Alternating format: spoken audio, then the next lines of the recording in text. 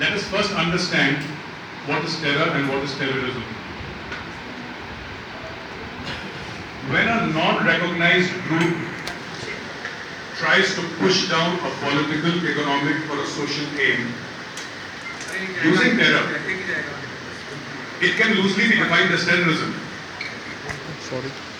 It can have everything to do with an area, a population, which is, for example, Kashmir. You can speak about religious terrorism, you can talk about the Islamic State, the ISIS, and various other kinds of terrorism. We've seen it in Northern Ireland and other places. Terror is a typical state of mind. It's a state of mind more than anything else. More than a physical activity, it is a state of mind to terrorize a group of people into submission. So they agree with whatever you have to say. Professors have mentioned that, you know, about this surgical strike which the regimental officers and men of Major Surendra Punia carried out. He is a special forces officer of the Indian Army.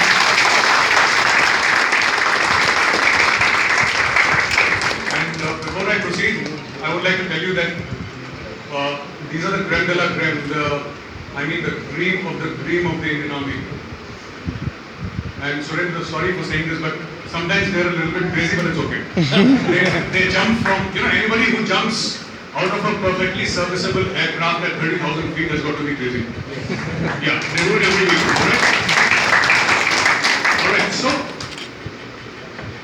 professors have mentioned that after the surgical strike, the people who did not believe in this line of thought, there were no posters, there were no candle marches, and that's perfectly alright, because the army is not coming inside here and these people are not going out.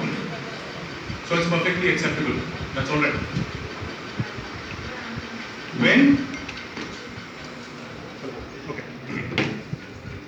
When you have a situation where a person thinks that or assumes that because he has read, because he has studied, and because he has theorized, that automatically puts him way above his fellow man who may not have been so lettered. He automatically develops a tendency of looking down upon that fellow man. There is this natural tendency. I know I studied from a college which is thought to be elitist, and we always looked down upon the other college across the road, which I thought was pretty stupid. It happens with people. So I did my graduation from St. Stephen's College and I thought every other college was not up to standard, but that's not so. Every college is equal. This is where intellectual terrorism starts. And this is where people try to put down the other person by saying that you probably do not think at the level at which I think, and you probably don't see the facets that I see. But truth be told, there is no compromise or there is no alternative to blood, sweat and tears. Now, specifically mentioning this surgical break, on national television, you'll have people like Sitaram Yechuri saying that we are with the forces. We support the Indian Army. No, you don't. No, you're not with the forces. Because I've heard you speak otherwise. And you're speaking like this because the national mood has turned jubilant. And you don't want to have a fight. But I just want to say here that irrespective, because we have a lot of supporters, and I'm speaking specifically of the Indian Army. We have a lot of supporters. We have a lot of people who are with us. We have a lot of patriots. And those who are not, it does not matter. If we have to go across to Pakistan,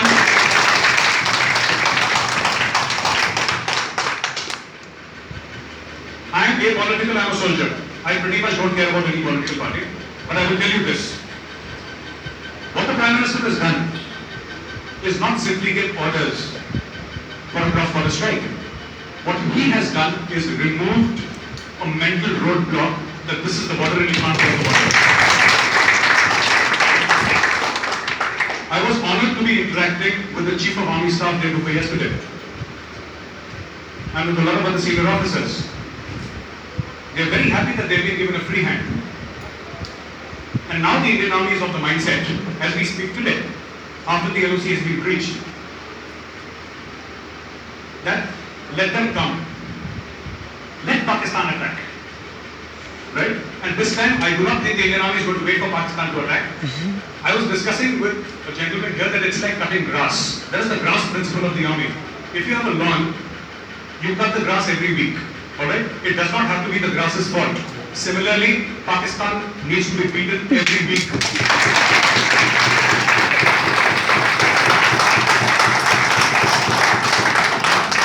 And this is simple maintenance activity.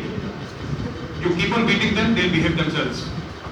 The day you talk about human rights to Pakistan, they'll sit on your head. Now, coming back to this issue of intellectual terrorism, I had a lot of discussions with people who say that and a form of intellectual terrorism exists even in so-called Bollywood. So I was reading the news magazines and Karan Johar was saying that, by sending back Fawad Khan, do you think terrorism will end? And he was supported by Anurag Kashyap, who by the way was in Hansraj when I was in Stephen, so I know him.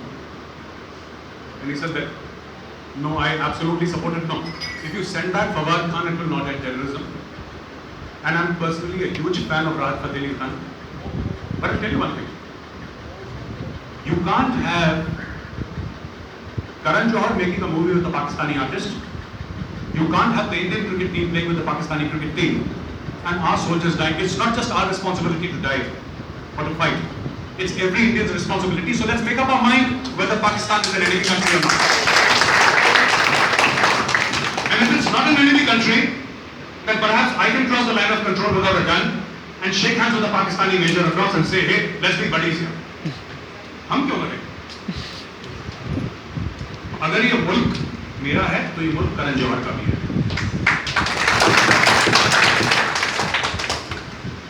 So many people, they speak about human rights violations. And I will admit in this open forum that human rights violations happen. As I've said before, I've written about this very extensively. They happen not by design, they happen by default. And I will give you two examples. First of all, you need to understand the construct of the Indian Army. Alright? The construct of the Indian Army, the mindset of this organization. And I've said this before and I'll say it again. The Indian Army is a blunt instrument. It's not a scalpel, it's a broadsword. आप लोहार को सुनार का काम करने के लिए भेजेंगे तो डैमेज होगा. ये आप Colonel Saab here is from a tank regiment, and I know as an infantryman how scary a tank is when it comes in front of you. The army is a blunt instrument. You have to realize that. Speaking from the point of view of, and I'll relate it to intellectual terrorism, speaking from the point of view of the CRPF and the Jammu and Kashmir police people who are in bunkers in Srinagar, what typically happens? You must have seen this propaganda of pellet wounds and small kids, right? People saying that ये हत्यारे हैं और ये मासूमों का खून करते हैं. मैं आपको सच्चाई बताता हूँ. Yes, there have been injuries and deaths due to pellets. Let's not deny this. But there is a truth behind it which you will not know, so I'll tell you. In the morning or in the evening, there will be an announcement from the masjid saying that let's congregate. Some people will go home and some people will congregate. There is this small bunker in which there are 10, 12 people, security forces people present by the side of the street. These people are surrounded by literally 1,500, 2,000 people who first start chanting slogans, then they start throwing rocks, then they start throwing acid bottles, and then they start throwing Molotov cocktails. I hope all of you know what a Molotov cocktail is. Okay, after this I can teach you how to make one. Alright? A Molotov cocktail is a fuel-based explosive mixture. Alright? As they close into the bunker, the pressure inside the bunker increases. And somebody fires a shot. And when he fires a shot, These people make sure that a 5-year-old kid is standing in front. Now I want to ask, what is a 5-year-old kid doing in front of a military bunker? Who put him there? और सच्चाई यही है कि ये हुर्रियत वाले 5 साल के बच्चों की लाशों से सियासत करते हैं. Shame. They will arrange for a huge funeral.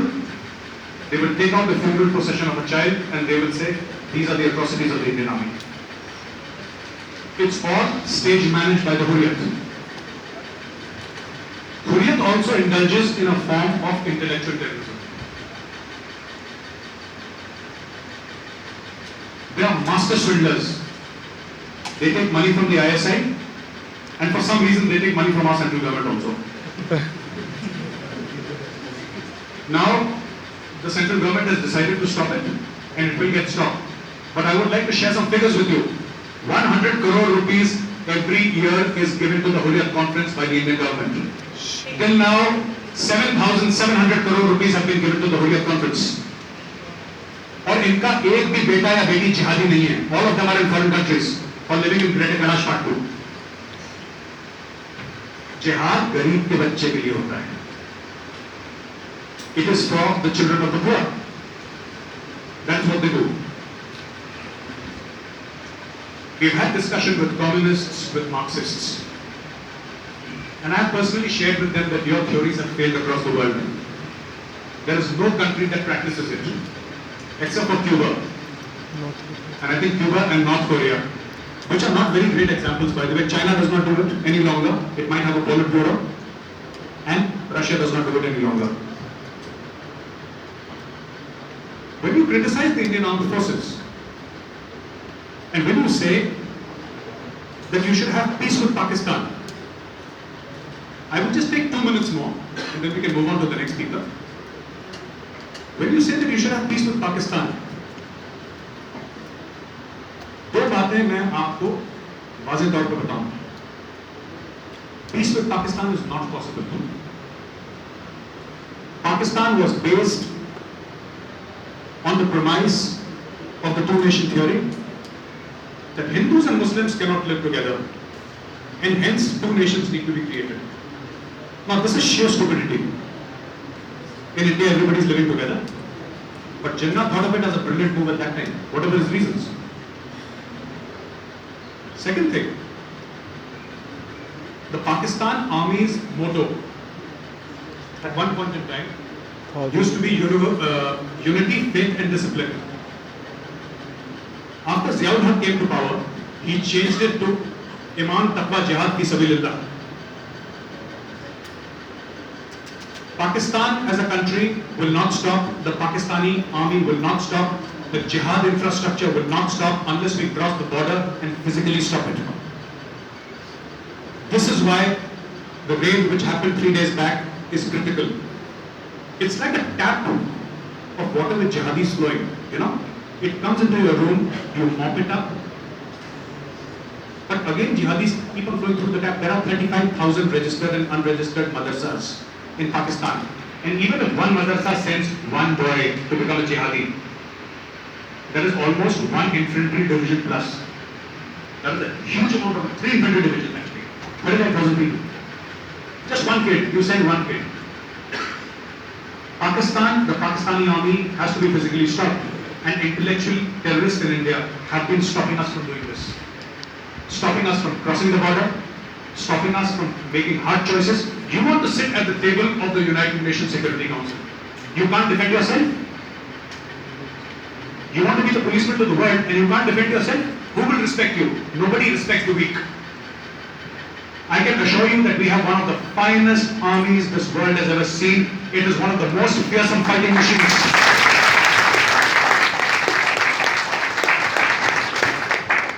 People said, you cross over, there will be Chinese, net मैं आपको कनेक्ट कर देता हूँ. Pakistan, आपको मोबाइल में कनेक्ट कर will दूँ. YouTube. मेरे फोन से नहीं. Everything's fine and quiet. There are the इसके बाद usual traffic jams in Delhi, the next usual video road upload कर people. देता हूँ. ठीक है, ट्राई करता या हूँ. तो There's nothing happening. Nothing will happen. YouTube पे अपलोड कर रहा हूँ. यूट्यूब पे कर रहा है ना. Right. ठीक है, लेकिन मुझे रॉ वीडियो चाहिए होगी. Finally, one last point.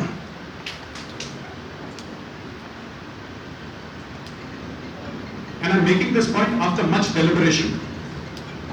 But just like to tell you that the existence of Pakistan is detrimental to India's national security. If you are to live, they must cease to exist. It's very important. And what is the, blood is shed, soldiers died, families are shattered on one article of faith. But the flag is inviolate. The flag will not fall. Our flag will not fall. If I die, you will pick it up. You die, he will pick it up.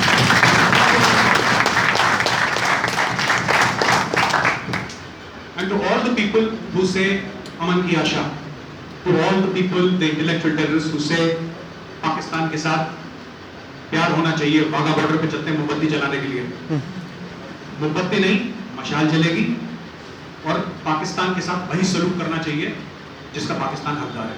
जय हिंद।